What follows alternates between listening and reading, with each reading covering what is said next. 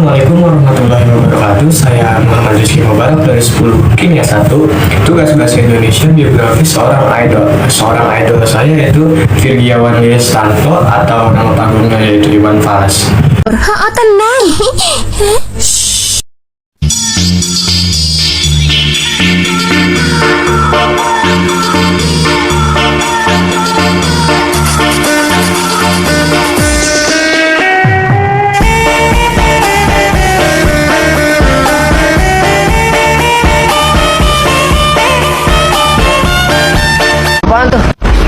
Apaan tuh?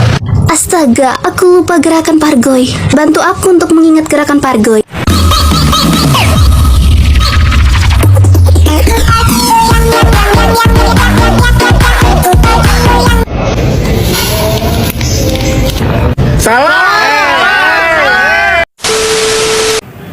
Virgiawan Liestanto, terkenal dengan nama panggungnya Iwan Fals, lahir pada tanggal 3 September 1961, adalah seorang penyanyi, musisi, pencipta lagu, dan kritikus, menjadi salah satu legenda di Indonesia.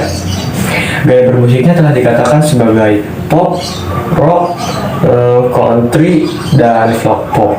Dan liriknya banyak menceritakan masa-masa kelam di era 1970 sampai 1980-an di bidang politik.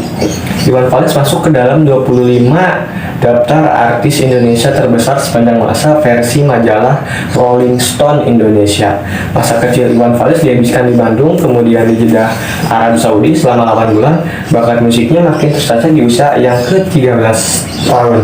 Saat Iwan banyak menghabiskan waktunya dengan mengamen di Bandung, bermain gitar dilakukannya sejak masih muda atau belum tua. Bahkan ia mengamen untuk melatih kemampuannya bergitar dan menciptakan lagu.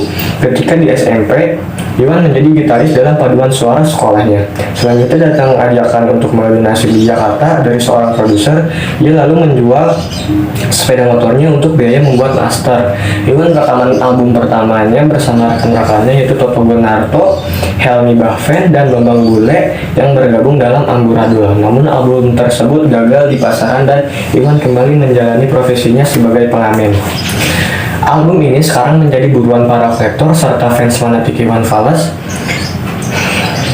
Setelah dapat juara di festival musik country, Iwan ikut festival lagu humor Arwah Setiawan Almarhum. Lagu-lagu humor milik Iwan sempat direkam bersama Pepeng Krishna dan Nana Krip serta diproduksi oleh ABC Records, tetapi juga gagal dan hanya dikonsumsi oleh kalangan tertentu saja. Sampai akhirnya perjalanan Iwan bekerja sama dengan Musika Studio. Sebelum ke Musika, Iwan sudah rekaman sekitar 4-5 album. Di Musika, barulah lagu-lagu Iwan digarap lebih serius.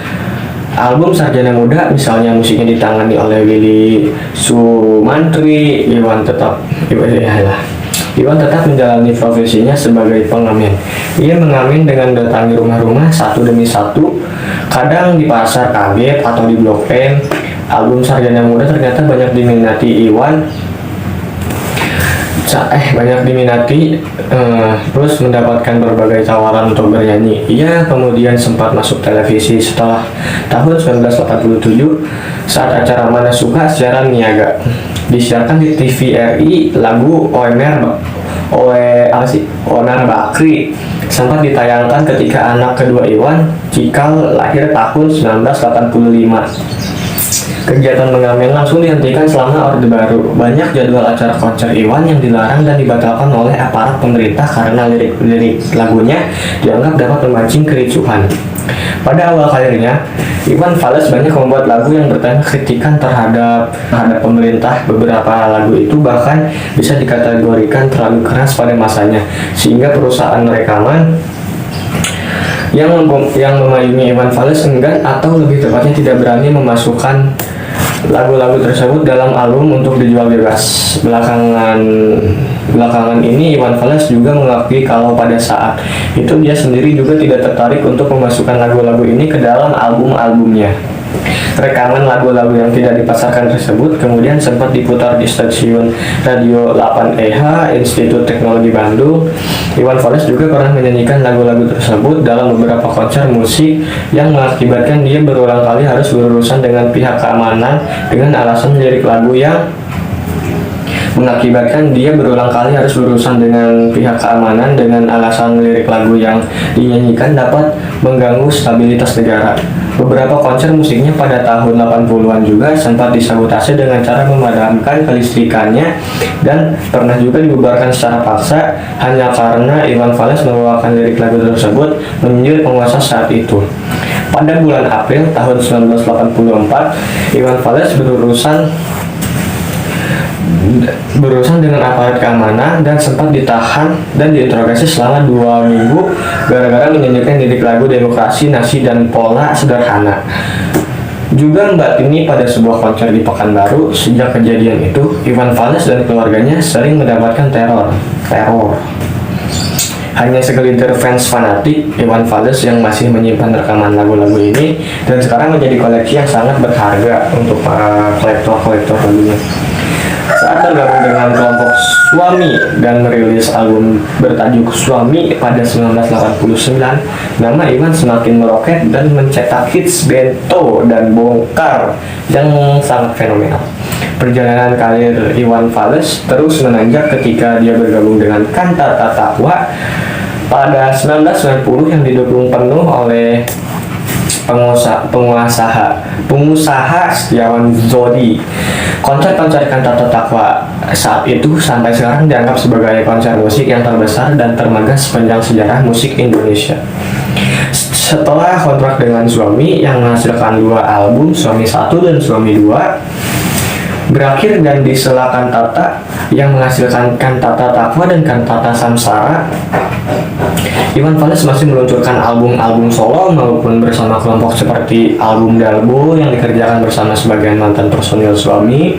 Sejak meluncurnya album Suara Hati pada 2022, Iwan Fals telah memiliki kelompok musisi pengiring yang tetap dan selalu menyertai